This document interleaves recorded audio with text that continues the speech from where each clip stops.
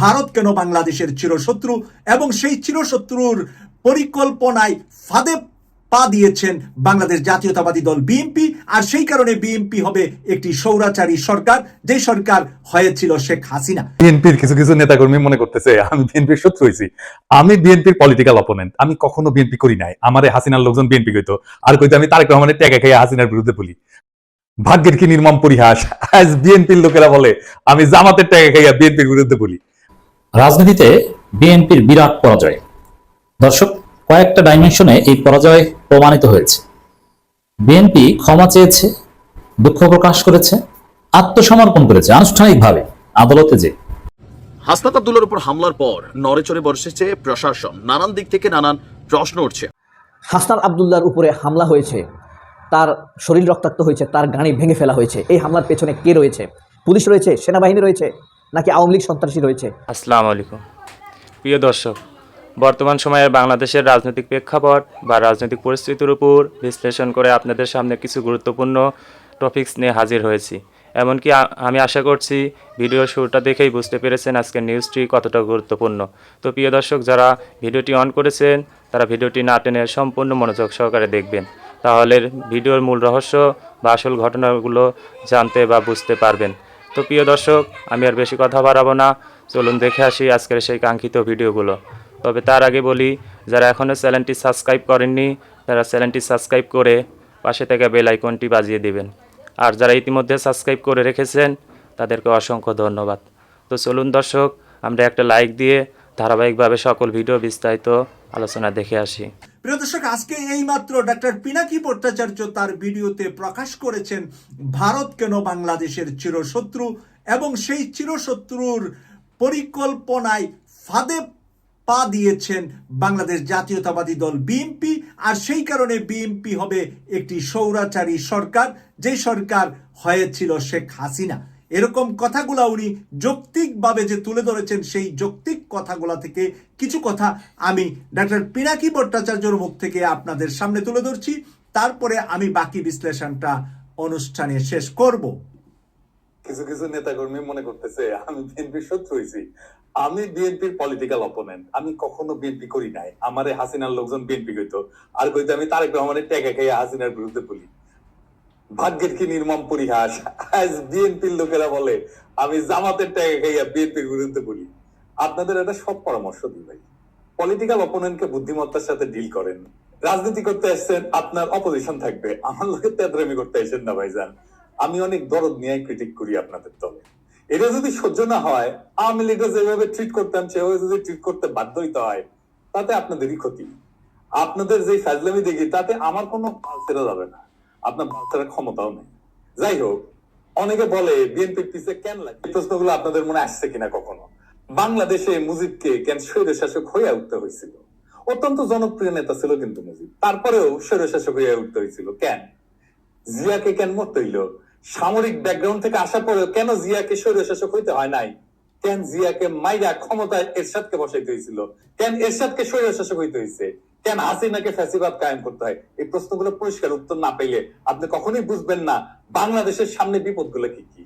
আপনি বুঝবেন না বিএনপি যায় না হোক আর না যায় না হোক দেশকে কোন গাড্ডায় নিয়ে যাইতেছে, এবং কেন বিএনপির বিরোধিতা করাটা আপনার জন্য ফরজা কিফায়া। এইটা পরিষ্কার ভাবে বোঝার জন্য আপনাদের বাংলাদেশ নিয়ে ইন্ডিয়ার কুকুরানটা কেন সেটা বুঝতে হবে। তা না হলে রাজনীতির কোনো হিসাব আপনি মিলাইতে পারবেন না, আর বারবার আপনি এইরকম স্বৈর শাসন আর ফ্যাসিবাদের কবলে পড়বেন। আসেন আল্লাহর নামে শুরু করি।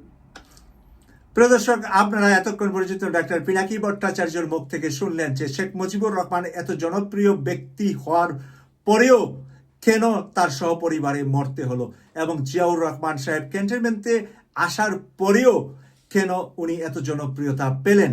আবার জিয়াউর রহমানকে হত্যা করে কেন জেনারেল এরশাদকে ক্ষমতায় বসানো হলো। আমরা জানি যে শেখ মুজিবকে হত্যা করেছে ভারত, আবার জিয়াউর রহমানকেও হত্যা করেছে ভারত। বিএনপির কিছু কিছু নেতাকর্মী মনে করতেছে আমি বিএনপির শত্রু হয়েছি। আমি বিএনপির পলিটিক্যাল অপোনেন্ট, আমি কখনো বিএনপি করি নাই। আমারে হাসিনার লোকজন বিএনপি কইতো, আর কইতো আমি তারেক রহমানের টাকা খাইয়া হাসিনার বিরুদ্ধে বলি। ভাগ্যের কি নির্মম পরিহাস, আজ বিএনপির লোকেরা বলে আমি জামাতের টাকা খাইয়া বিএনপির বিরুদ্ধে বলি। আপনাদের একটা সব পরামর্শ দিই ভাই, পলিটিক্যাল অপোনেন্টকে বুদ্ধিমত্তার সাথে ডিল করেন। রাজনীতি করতে আসছেন, আপনার অপোজিশন থাকবে, আমার লোকে তেদরামি করতে আসেন না ভাইজান। আমি অনেক দরদ নিয়ে ক্রিটিক করি আপনাদের দলের। এটা যদি সহ্য না হয়, আওয়ামী লীগরা যেভাবে ট্রিট করতাম সেভাবে যদি ট্রিট করতে বাধ্য হইতে হয়, তাতে আপনাদেরই ক্ষতি। আপনাদের যে ফাজলামি দেখি তাতে আমার কোনো ছেড়ে যাবে না, আপনার বাচ্চারা ক্ষমতাও নাই। যাই হোক, অনেকে বলে বিএনপির পিছে কেন লাগিছি, উত্তরটা আগে বলছি, আর একটু খুলে বলি। এটা রাজনৈতিক, দার্শনিক, ভূ রাজনৈতিক বিষয় আছে এটার সাথে। আসেন না এটা আমরা খুঁজে দেখি। কয়টা প্রশ্ন করি, দেখি এই প্রশ্নগুলো আপনাদের মনে আসছে কিনা কখনো। বাংলাদেশে মুজিবকে কেন স্বৈরশাসক হইয়া উঠতে হয়েছিল? অত্যন্ত জনপ্রিয় নেতা ছিল কিন্তু মুজিব, তারপরেও স্বৈরশাসক হইয়া উঠতে হয়েছিল কেন? জিয়াকে কেন মরতে হইল? সামরিক ব্যাকগ্রাউন্ড থেকে আসা পরেও কেন জিয়াকে স্বৈরশাসক হইতে হয় নাই? কেন জিয়াকে মাইরা ক্ষমতায় এরশাদকে বসাইতে হয়েছিল? কেন এরশাদকে স্বৈরশাসক হইতে হয়েছে?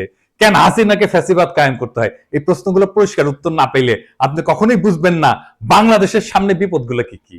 আপনি বুঝবেন না বিএনপি যায় না হোক আর না যায় না হোক, দেশকে কোন গাড্ডায় নিয়ে যাইতেছে, এবং কেন বিএনপির বিরোধিতা করাটা আপনার জন্য ফরজা কিফায়া। এইটা পরিষ্কারভাবে বোঝার জন্য আপনাদের বাংলাদেশ নিয়ে ইন্ডিয়ার কুরকুরানিটা কেন সেটা বুঝতে হবে। তা না হলে রাজনীতির কোনো হিসাব আপনি মিলাইতে পারবেন না, আর বারবার আপনি এইরকম স্বৈর শাসন আর ফ্যাসিবাদের কবলে পড়বেন। আসেন আল্লাহর নামে শুরু করি।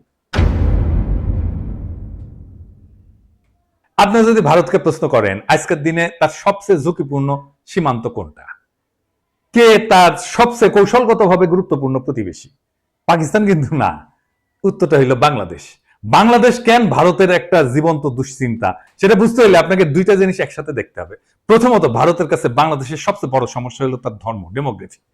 বাংলাদেশ মুসলমান সংখ্যাগরিষ্ঠ দেশ, এটা তো জানা কথা, কিন্তু আশ্চর্যের ব্যাপার হইলো ভারতের পূর্বাঞ্চলে একসময় মুসলিম মেজরিটি ছিল। আসাম থেকে শুরু করে নাগাল্যান্ড পর্যন্ত পুরানো ক্যাবিনেট মিশন প্ল্যানে পূর্ব ভারত বরাবর মুসলিম সংখ্যাগরিষ্ঠ অঞ্চল হিসেবে বিবেচিত হয়েছিল। ক্যাবিনেট মিশন প্ল্যান কি? আসেন এটা একটু খুঁজে দেখি। ক্যাবিনেট মিশন প্ল্যান হচ্ছে 1946 সালে ব্রিটিশ সরকার প্রস্তাবিত একটা সাংবিধানিক পরিকল্পনা, যা ভারত উপমহাদেশের রাজনৈতিক ভবিষ্যৎ নির্ধারণের জন্য গৃহীত হয়। এই পরিকল্পনার মূল উদ্দেশ্য ছিল ভারতকে একটা ফেডারেল কাঠামোর অধীনে ঐক্যবদ্ধ রাখা, যেখানে প্রদেশগুলা ধর্মীয় সংখ্যাগরিষ্ঠতার ভিত্তিতে 3টা গ্রুপে বিভক্ত করা হয়েছিল। গ্রুপে ছিল হিন্দু সংখ্যাগরিষ্ঠ প্রদেশগুলা, যেমন ধরেন মাদ্রাজ, বোম্বে, ইউনাইটেড প্রভিন্স, মানে বর্তমানে যেটা উত্তরপ্রদেশ, বিহার, সেন্ট্রাল প্রভিন্স ইত্যাদি। 2 নম্বর গ্রুপ হচ্ছে মুসলিম সংখ্যাগরিষ্ঠ পশ্চিমাঞ্চলীয় প্রদেশসমূহ, যেটা নিয়ে আসলে পশ্চিম পাকিস্তান হয়েছে, যেমন পাঞ্জাব, চীন, বেলুচিস্তান, উত্তর পশ্চিম সীমান্ত প্রদেশ ইত্যাদি। আর 3 নম্বর গ্রুপ হচ্ছে যেটা বাংলাদেশ হয়েছে আজকে, মুসলিম সংখ্যাগরিষ্ঠ পূর্বাঞ্চলীয় দেশ, যেমন বাংলা, আসাম। আসামের মধ্যে হাতছাড়া হয়ে গেছে। ম্যাপে যে সাদা সাদা অংশগুলো দেখতেছেন না, ওইগুলো বলা হইতো প্রিন্সলি স্টেট, মানে রাজা ছিল, এটা দেখায় দেন। সেই রাজ্যগুলোতে সবগুলো কিন্তু ইন্ডিয়া পরে খাইয়ে ফেলিছে।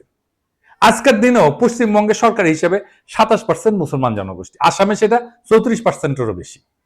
বিজেপির রাজনীতিতে যে এনআরসি দেখেন না, তারপরে সিএ দেখেন, এগুলো মূলত বাংলাদেশের মুসলিমদের নিয়ে। মুখে বলা হয় পাকিস্তানি বা আফগানদের কথা, কিন্তু ভিতরে ভিতরে ভয়টা হইলো বাংলাদেশের 17 কোটি মুসলমানদের কয়েক শতাংশ যদি চলাচল শুরু করে বর্ডার ক্রস করে, তাহলে গোটা অঞ্চলটার ডেমোগ্রাফি বদলায় যাবে। এই ভয় থেকে সিএ, এনআরসি আসামে শুরু হয়, পরে ছড়ায় পরে গোটা ভারতে। সে মনে করে বাংলাদেশের মুসলমানরা ভারতে ঢুকায় এই অঞ্চলগুলোকে যদি মুসলমান প্রধান বানায় ফেলে, তাহলে তো সেই রাজ্যগুলোকে রাখতে পারবে না তারা। তো এই ডট থেকে ভারত কি করে, সে 4000 কিলোমিটার এক কাঁটাতারের বেড়া বানায়। এটা পৃথিবীর সবচেয়ে দীর্ঘ সীমান্ত বেষ্টনী, এবং এইটারে সে দুনিয়ার সবচেয়ে সহিংস বর্ডার বানাইছে। প্রত্যেক মাসে 2-3 জন বাংলাদেশি নিহত হয়। ভারতীয়রা গরু খায় না, বাংলাদেশিরা গরু ভালোবাসে, এই গরু বাণিজ্যেই ঝরে প্রাণ। ঘটনা হচ্ছে এই গুলিতে ইন্ডিয়ার কোন নাগরিক আজ পর্যন্ত সীমান্তে মারা যায় না। ভারতের অধিকার আছে বেড়া দেওয়া, ওর মুরগি উই লেজে কাটুক, কিন্তু আমরা বলার কে? রাষ্ট্র চাইলে সীমান্ত বন্ধ রাখতে পারে, কিন্তু বাস্তবতা হলো বাংলাদেশিরা তো ভারতে যেতে চায় না, যেতে চায় মধ্যপ্রাচ্যে, সিঙ্গাপুরে বা অন্য কোথাও। তবে তারা চলমান মানুষ, উদ্যমী পরিশ্রমী মানুষ, তারা চলে যায় সবখানে, এমনকি করাচিতেও। এইখানে আসে দ্বিতীয় সমস্যা, সেটা হইতেছে এই শিলিগুড়ি করিডোর বা চিকেন নেক। আমরা এটা আগেও আলাপ করছি অনেকবার, আসেন আরেকবার একটু আলাপ করে দেখি। রাজনীতিতে বিএনপির বিরাট পরাজয়। দর্শক, কয়েকটা ডাইমেনশনে এই পরাজয় প্রমাণিত হয়েছে। বিএনপি ক্ষমা চেয়েছে, দুঃখ প্রকাশ করেছে, আত্মসমর্পণ করেছে আনুষ্ঠানিকভাবে আদালতে যে, কিন্তু এই পরাজয় বিএনপি সহ্য করতে পারছে না, যার ফলে তারা এখন স্যাবোটাজ করছে। গোপন হামলা, অন্তর্ঘাতমূলক হামলা করার ষড়যন্ত্র করছে।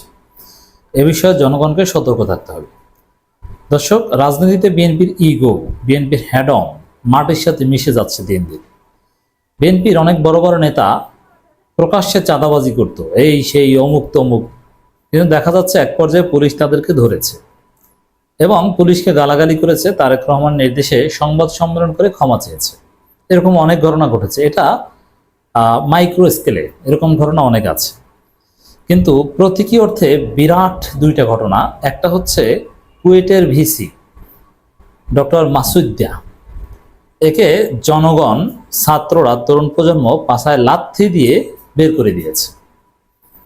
বিএনপি সেই কুয়েটের ভিসিকে রক্ষায় সর্বশক্তি প্রয়োগ করেছিল, তারেক রহমান তার সর্বশক্তি দিয়ে রক্ষা করার চেষ্টা করেছিল।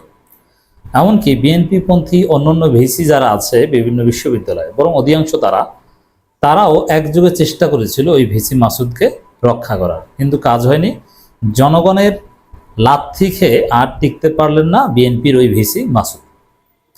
তো এই মাসুদকে রক্ষা করতে না পারা, এটা বিএনপির হ্যাডমের উপর একটা বড় ধরনের আঘাত। তো বিএনপি নির্বিঘ্নে এতদিন অনেক অপকর্ম করেছে, যা ইচ্ছা তা করেছে, কিন্তু না, এখন পদত্যাগ করতে হয়। অনেককে ধরে, অনেকে সংবাদ সম্মেলন করে ক্ষমা চায়, আবার অনেকে আত্মসমর্পণ করে মুচলেকাও দেয়। আর একটা ঘটনা বলি দর্শক, যুগান্তর সম্পাদকের মানহানি মামলা, আত্মসমর্পণের পর মুচলেকায় জামিন পেলেন বাসস এমডি। এই বাসস এমডিকে, তিনি পিওর বিএনপির একজন অ্যাক্টিভিস্ট বা বুদ্ধিজীবী হিসেবে পরিচিত। তিনি আসিফ নজরুলকে ব্যবহার করে সিস্টেমে বিভিন্ন নিয়োগ টিয়োগ প্রথম দিকে যেগুলো হয়েছিল, সেখানে এই বাসসের মতো একটা গুরুত্বপূর্ণ প্রতিষ্ঠানের এমডি পদটা বাগিয়ে নিয়েছিলেন। তারপরে ভেবেছিলেন যে বিএনপির যে স্বভাবসুলভ এই বাসস এমডি কিন্তু বিএনপির জিয়া বটফোর্সের একজন সক্রিয় নেতা। তো জিয়া বটফোর্সের কাজই হচ্ছে এখন গুজব প্রচার করা। তা গুজব প্রচার এতদিন নির্বিঘ্নে করেছিল, ভেবেছিল যে আমরা গুজব প্রচার করি, কিন্তু না, এখন বিএনপির বিরুদ্ধে মামলা হচ্ছে। এই গুজব প্রচার করার ফলে তাদেরকে এখন ক্ষমা চাইতে হচ্ছে, তাদেরকে আদালতে আত্মসমর্পণ করতে হয়েছে, মুচলেকা দিয়ে আসতে হচ্ছে যে না না না ভাই, এগুলো আমি আর করবো না। তো এভাবে বিএনপি রাজনৈতিকভাবে মারা খেতে শুরু করেছে, ধরা খেতে শুরু করেছে। এটা সামনে কোন পর্যায়ে যে পৌঁছবে, জাস্ট ওয়েট অ্যান্ড সি। মানহানির অভিযোগে দৈনিক যুগান্তর পত্রিকার সম্পাদক আব্দুল শিকদারের করা মামলায় আদালতে আত্মসমর্পণ করে 500 টাকা মুচলেকায় জামিন পেয়েছেন বাংলাদেশ সংবাদ সংস্থা ব্যবস্থাপনা সম্পাদক মাহবুব মোর্শেদ, জিয়া বটফোর্সের গুরুত্বপূর্ণ নেতা। বিএনপির পক্ষ হয়ে যারা গুজব প্রচার করেন, তাদের যদি 5 জনের তালিকা করা হয়, তাদের মধ্যে একজন পড়বেন এই মাহবুব মোর্শেদ। এমনকি আওয়ামী লীগ আমলেও ভারতের দালালি অংশ হিসেবে জামাত শিবিরকে প্রতিনিয়ত গালি দিতেন, শাহবাগকে নর্মালাইজ করতেন এই বাসস এমডি। তা এখন মুচলেকা দিতে হয়েছে না, বুঝুন মজা। মুচলেকা মানে কি জানেন? যে এটা করবো না ভাই, আদালতে লিখিত দেওয়া।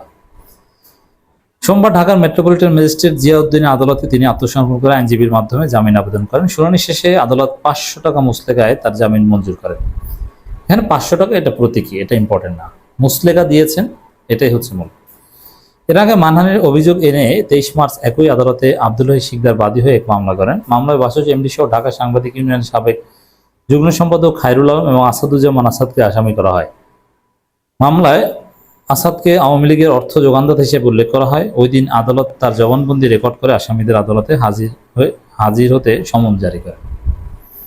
বাদীপক্ষের আইনজীবী আনোয়ার ইসলামী তথ্য নিশ্চিত করেন। মামলার অভিযোগ থেকে জানা যায়, গত 17 আসামি মাহবুব মোর্শেদ তার ফেসবুক আইডিতে একটি মন গড়া কবিতা পোস্ট করেন, যেটি কবি ও দৈনিক যুগান্তরের সম্পাদক আব্দুল শিকদার বলে পোস্ট করেন।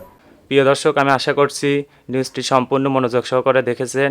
নিউজ সম্পর্কিত কোনো তথ্য বা মতামত থাকলে কমেন্ট বক্সে জানিয়ে যাবেন। আজকের মতন এখানে শেষ করছি, ফিরছি পরবর্তীতে কোনো নিউজ নিয়ে।